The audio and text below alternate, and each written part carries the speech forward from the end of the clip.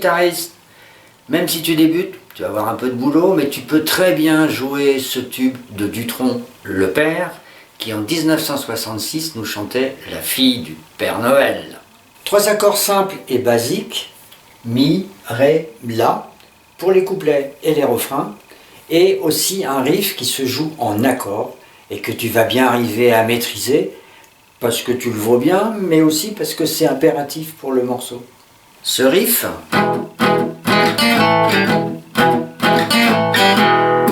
il est présent tout au long du morceau, dans l'intro, au milieu et en fin des couplets, mais également en fin des refrains. En fait, c'est lui qui donne cette signature rock au morceau. Petite précision, un riff, c'est tout simplement une suite d'accords ou de notes, en général assez rapide, mais répétitif. Tu maîtrises sûrement déjà les accords de mi et de la. Si c'est pas le cas, va les bosser et tu reviendras plus tard. Ce riff, il est composé en 2 parties. La première partie, c'est tout simplement un accord de mi, c'est-à-dire celui-là, qui est joué 3 fois de suite en descendant. Si ça peut t'aider, t'as qu'à compter 1, 2, 3. Pour le moment, c'est franchement simple. Mais si tu as l'oreille attentive et musicale, tu vas vite te rendre compte que lorsque tu joues toi, ça ne sonne pas du tout comme moi. Ça c'est normal, il y a une petite astuce que je vais t'expliquer. En fait, toi tu joues sûrement l'accord en laissant sonner. Et là où il y a une combine, c'est que de la main gauche, c'est celle-là, je n'appuie sur les cordes qu'au moment où de la main droite, je joue l'accord. Il faut synchroniser les 2 mains. Je pose mes doigts sur les cordes, mais sans appuyer. Et au moment où je gratte de la main droite, j'appuie. Et je relâche tout de suite pour arrêter le son.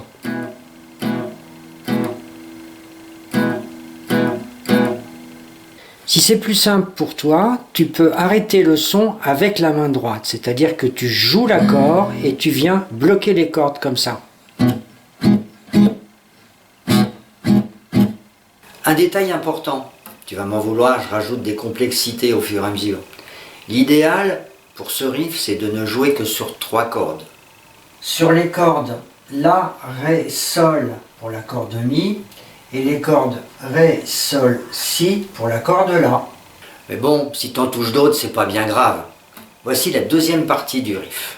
On va tricher un peu, et je vais te faire jouer un Si bémol, mais sans faire de barré. Alors je te vois déjà un peu sourire, mais le deal, ça va être, pour cet accord de Si bémol, de respecter cette histoire de 3 cordes, de manière à ce que ça sonne à peu près juste dans le riff. En principe, l'accord de Si bémol, il se fait comme ça, en barré. Là, ce qu'on va faire, on va retirer l'index, et on va jouer uniquement sur ces 3 cordes-là. Et pour simplifier encore plus les choses, eh oui, parfois c'est possible, on va utiliser uniquement l'annulaire, qui va barrer ici, on va jouer par contre que sur les 3 cordes. Et pour le La qui en version standard se joue comme ça, on va faire la même chose que pour le Si bémol en utilisant un seul doigt, mais cette fois on va utiliser l'index en case 2. Ce qui fait qu'on va avoir le Si bémol ici, le La, et après les 3 cordes à vide pour un Sol un peu spécial.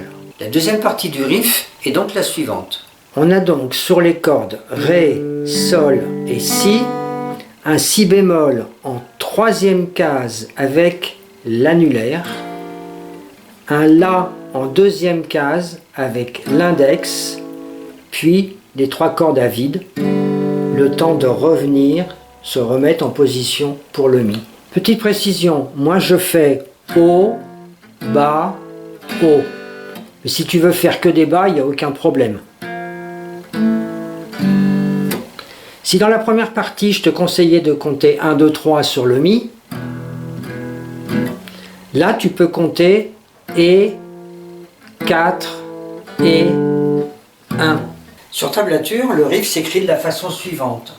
Mi, Mi, Mi, le Si bémol qui se fait sans barré, le La qui est un La standard mais tu vas essayer de jouer que les 3 cordes, et ce Sol spécial qui concerne les 3 cordes à vide. Et tu peux compter 1, 2, 3 et 4 et... Voilà le riff dans son intégralité avec le début du couplet pour pouvoir te repérer. 1, 2, 3 et 4 et 1, 2, 3 et 4 et je l'ai trouvé au petit matin. Maintenant à vitesse normale. Je l'ai trouvé au petit matin. C'était une bien longue explication pour un petit riff de 2 secondes. Mais je pense que ça vaut le coup parce qu'une fois que tu le maîtriseras, tu devrais te faire plaisir. Passons maintenant au couplet. Un des gros soucis que les guitaristes débutants rencontrent, c'est de savoir à quel moment il faut changer d'accord. Eh bien désolé, il n'y a pas de règle magique. Il faut le sentir, car en plus c'est spécifique à chaque morceau. Lorsque tu es au volant de ta bagnole, à l'arrivée d'un virage, tu tournes ton volant sans que personne te le demande. Et en plus, tu le tournes plus ou moins et plus ou moins vite en fonction de la courbure du virage et de ta vitesse. Et bien si en voiture tu vois ce changement à opérer et tu l'exécutes correctement, j'espère, en musique tu vas avec l'habitude entendre et sentir à quel moment il faut changer d'accord.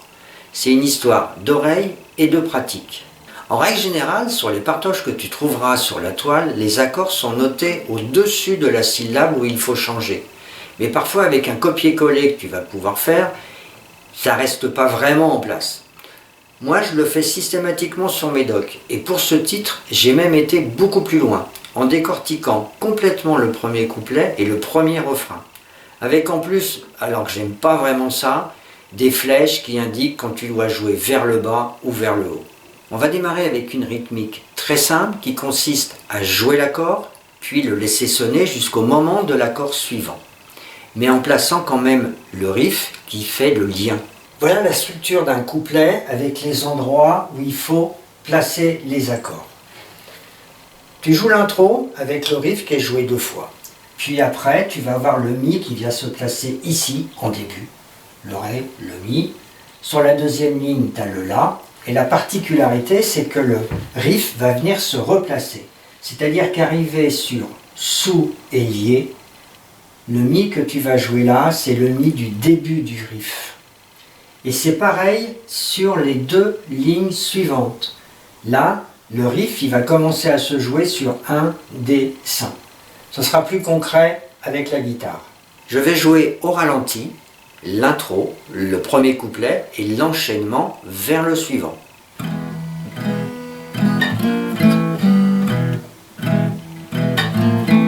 Je l'ai trouvé au petit matin, toute nue dans mes grands souliers, placée devant la cheminée, pas besoin de vous faire un dessin, de battre mon cœur s'est arrêté. Pour le refrain, également en rythmique simplifiée, on va utiliser le même principe, en jouant l'accord et en le laissant sonner. En plus, cette technique, ça t'habitue à les placer au bon endroit. Et mine de rien, ton cerveau, il enregistre tout ça. Et tu le verras lorsque tu testeras la rythmique plus complète. La structure de refrain est différente. Lorsque tu as fini le riff, tu joues une fois le mi et le texte démarre juste après. En ce qui concerne les accords, c'est la, mi, la, mi, la, mi. Et la dernière ligne, c'est ré et mi. Sachant que sur le zar de Balthazar, le mi que tu vas jouer ici est le premier mi du riff qui se répète. Je vais jouer au ralenti la fin du couplet qui précède le refrain, puis le refrain et l'enchaînement vers le couplet suivant.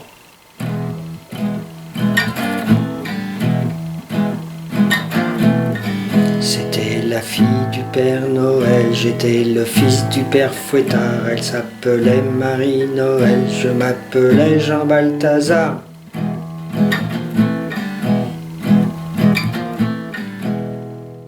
Une fois que tu maîtrises l'ensemble de cette manière, tu peux aborder la rythmique plus complète. Car même si elle est un peu rapide, ce n'est que des allers-retours réguliers sur chaque syllabe. Moi j'ai tendance, emporté par le rythme, à ajouter d'autres choses, mais je vais m'efforcer au ralenti de respecter ce que j'ai écrit.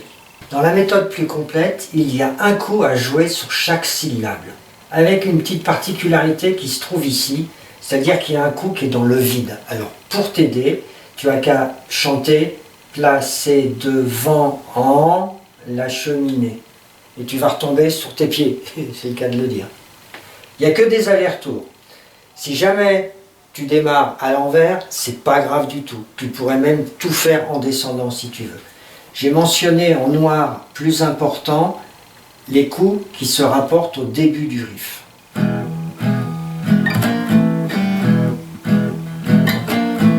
Je l'ai trouvé au petit matin, toute nue dans mes grands souliers. Placé devant la cheminée, pas besoin de nous faire un dessin. De battre mon cœur s'est arrêté.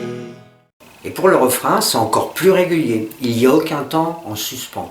Pour le refrain, en rythmique plus complète, c'est que des allers-retours, bas, haut, ou haut, bas, comme tu veux.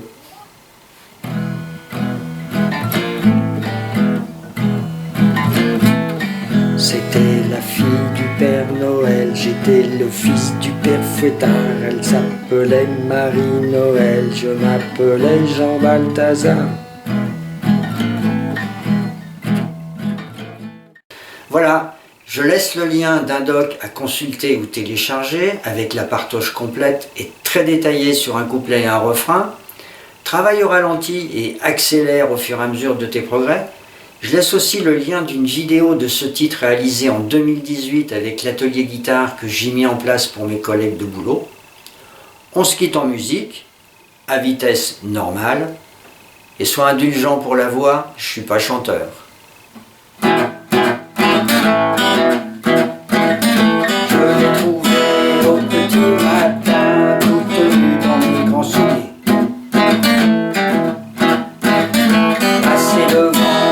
Cheminée, pas besoin de faire un dessin. Le bâton de cœur s'est arrêté sur le lit, j'ai jeté mon feu. Au contraire, je me suis penché, ça peut m'a rendu fatigué, j'ai la gueule de bois, toute la nuit j'avais aidé. J'ai remis du bois dans la cheminée, il n'y avait pas son père. C'était la fille du Père Noël, j'étais le fils du Père Fouettard. Elle s'appelait Marie-Noël, je m'appelais Jean Balthazar.